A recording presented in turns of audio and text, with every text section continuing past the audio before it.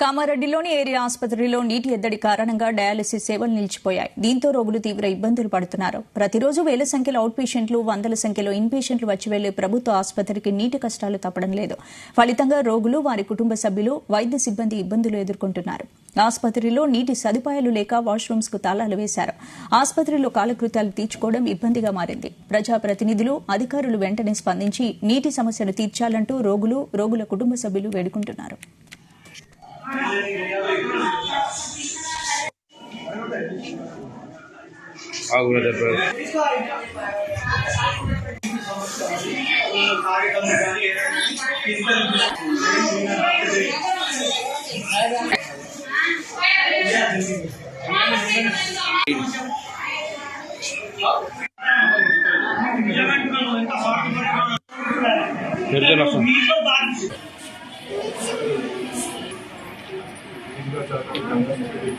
అట్లా కష్టము బిడ్డలు బాత్రూమ్లలో నీళ్ళు లేవు, తాగడానికి నీళ్ళు లేవు, బయట నుంచి తీసుకొస్తాం.